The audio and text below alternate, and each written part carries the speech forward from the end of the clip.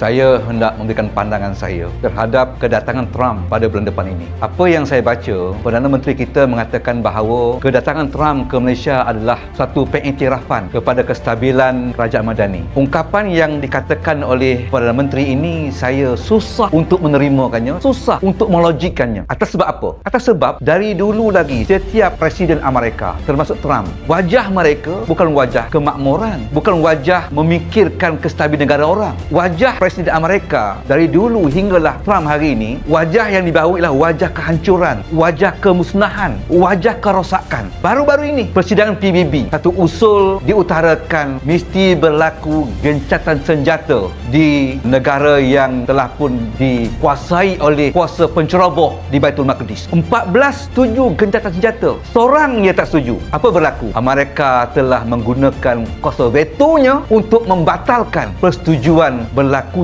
gencatan senjata di negara yang sedang bergolak hari ini. Baik. Yang keduanya, kehancuran, kemusnahan Libya, Muammar Gaddafi. Siapa di belakang itu? Amerika. Kehancuran, kemusnahan negara Iraq di bawah pimpinan Saddam Hussein.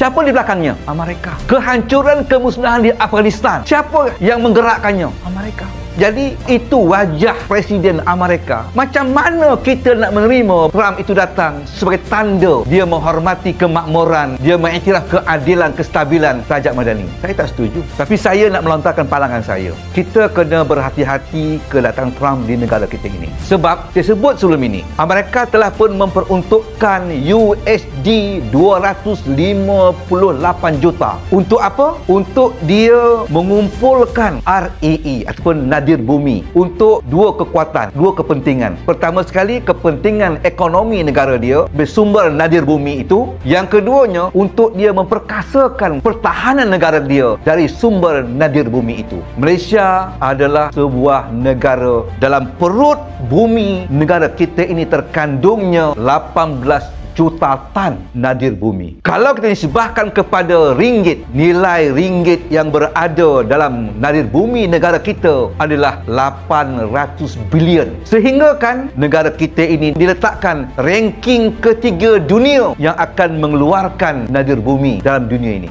Baik, nampak tak kehadiran dia negara kita ini? Bagi saya, dia bukan untuk mengiktiraf, tetapi di sana saya bimbang. Bimbang akan berlaku pencerobohan kepada kedaulatan negara kita. Baik, sebelum itu saya nak katakan supaya kita jangan salah faham tentang kedaulatan negara. Apabila sebut tentang kedaulatan negara, ramai bercakap pencerobohan kedaulatan negara ini ialah sempadan. Sempadan lautan. Bila berlaku saja pencerobohan lautan,